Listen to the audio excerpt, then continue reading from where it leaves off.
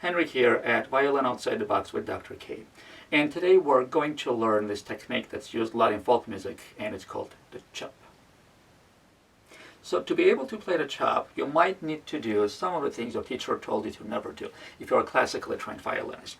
Because you really have to hold the bow. It's a percussive stroke. It requires a little better, a little stronger grip. We're going to start with me showing you a little bit of changes that you need to go through. So traditionally, when we hold the bow, the thumb, it has this little bit of a curve.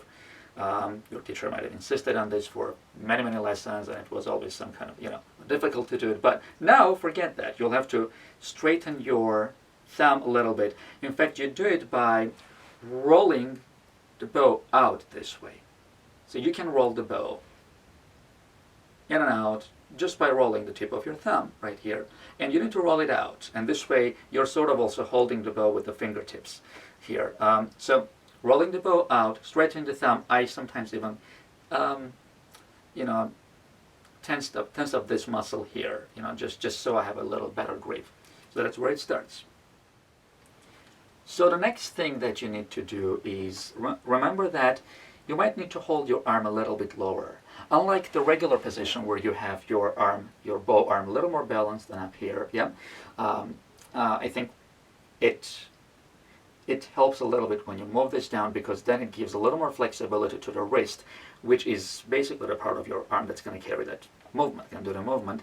I do use my forearm a little bit, but most of it is really the wrist. So here is the basic chop.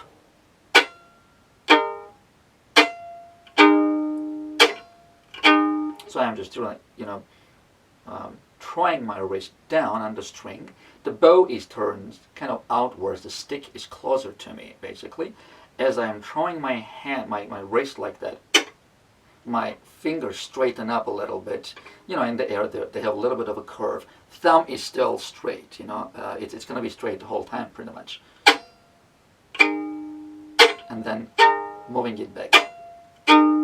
To move it back, I'm using my wrist and also the knuckles a little bit. Knuckles kind of shrink back, bringing the bow back, and then the wrist goes back. So if I want to dampen the sound, if I don't want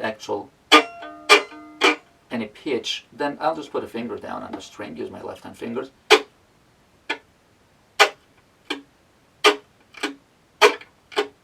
And it dampens the sound a little bit. You don't have a pitch, you just have the percussive sound of the bit and the upbeat.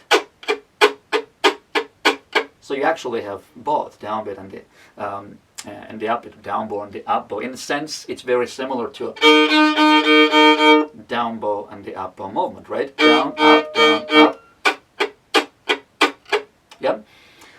So that's that. What am I forgetting? Hope I'm not forgetting anything. Yeah, it's just mostly a wrist movement there.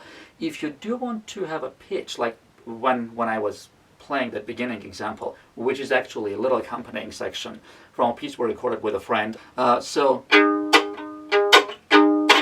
I'm actually using pitch there. There's a D and a B, which is part of the G chord. The piece we're playing was in G, so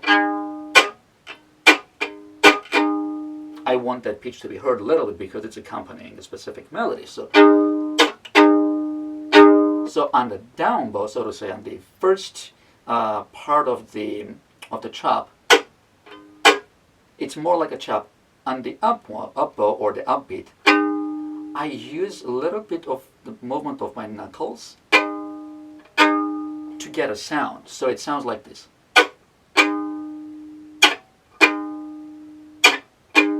Now, if you want to dampen both, then when you're pulling it back, make sure there is no movement like the sideways movement, so you don't actually get a pitch. Or, you can do that too. So that's a variety of the chop where you can get, again, no pitch on the down bow, and then the upbeat has a little bit of a sound. That's the basic concept of the chop. What else I can add there? Yeah. You can play the chop kind of in between the bridge and the fingerboard, and you get this really nice crunchy quality. Or you can actually push it out a little bit so the actual chop is covering some mileage. It's not just getting stuck on the string and up, yeah? You can add, it adds a couple of more interesting sounds to it. Sometimes you don't even know what sounds you're going to get, but since it's mostly an accompanying, since the chop has mostly an accompanying function, a couple of interesting squeaks and scratches on the side actually just make it more unique. So, hope this was useful. Please subscribe to my channel and push the like button to excite the YouTube algorithm. And I'll see you sometime soon with another interesting video about another interesting alternative violin technique. This was Henrik Karapetyan and Violin Outside the Box. Have a good day.